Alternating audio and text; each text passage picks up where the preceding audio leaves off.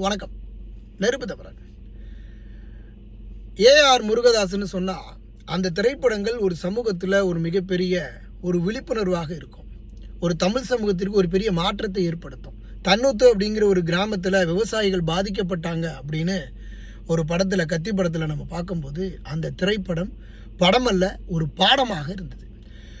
ரமணாங்கிற ஒரு படம் எப்படி இன்னைக்கு ஒரு மருத்துவமனையில் எப்படியெல்லாம் இன்றைக்கு மருத்துவர்கள் மக்களை, ஏழை எளிய மக்களை எப்படி ஏமாற்றி மருத்துவமனைகள் நடத்திக்கிட்டு இருக்கிறாங்க, இன்னைக்கு வரை நடந்துக்கிட்டு இருக்கிறது அப்படிங்கிறத சொன்னவர் முருகதாஸ்.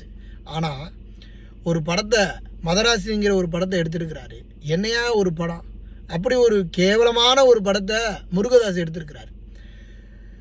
இளையராஜாவினுடைய இசையெல்லாம் அப்படியே தனித்தன்மையாக ஜொலிக்கும், ஒலிக்கும். இன்றைக்கும் ஒரு திரைப்படத்திற்கு ஒரு பின்னணி இசை, இவன் என்னமோ தகரடப்பா வச்சு அடிக்கிற மாதிரி ஒரே சத்தம். சண்டை போடுறதுக்கு சத்தமாக இருக்குது. சண்டை போடுறதுக்கெலாம் நம்ம சண்டை போடுற சத்தத்தை உணர்வோம். இவன் ஒரு இசையை போட்டு விட்டு அவன் சண்டை போடுறதெல்லாம் இல்லை, அதுக்கு ஒரு இசை, அதுக்கு ஒரு பாட்டு, சண்டைக்கெல்லாம் ரொம்ப ஒரு இதெல்லாம் என்னங்கடா ஒரு இசை. இதுக்கு ஒரு நீங்கள் இசை வெளியிட்ட விழா வேறு. கமல்ஹாசன் அவர்கள் நடிப்பு அப்படின்னா அவரோட ஒரு நடிப்பினுடைய அவதாரம் அவர். சிவாஜியினுடைய ஒரு மறு உருவமாக அவர் இருக்கார். இங்கே இவர் நடிக்க போகிறேன் அப்படின்னு சொல்லி நம்மால் சிவகார்த்திகேயன் பண்ணார். சிவகார்த்திகேயனுக்கு ஒரு பொம்பளை பிள்ளையை கேலி பண்ணுறது, ஒரு திருவிழா கூட்டங்களில் டான்ஸ் ஆடுறது, இதுதாங்க அவருக்கு கதைக்கு ஒத்து வரும். அவரை போய் திடீர் தளபதியாக்கி விஜய் மாதிரி நாங்கள் கொண்டு வரணும் அப்படின்னு ஒரு ஏற்பட்ட ஒரு முயற்சியெல்லாம் உண்மையில் தேவையற்றதாக நான் பார்க்குறேன். இன்றைக்கி படங்கள் எல்லாம் உப்புமா படமாக இருந்தாலும் பணம் சம்பாதிக்குது. படம் பார்க்குறவன் பார்க்குறான். ஆனாலும் படங்கள் பெரிய ஒரு வெற்றியை ஈட்டுவதில்லை.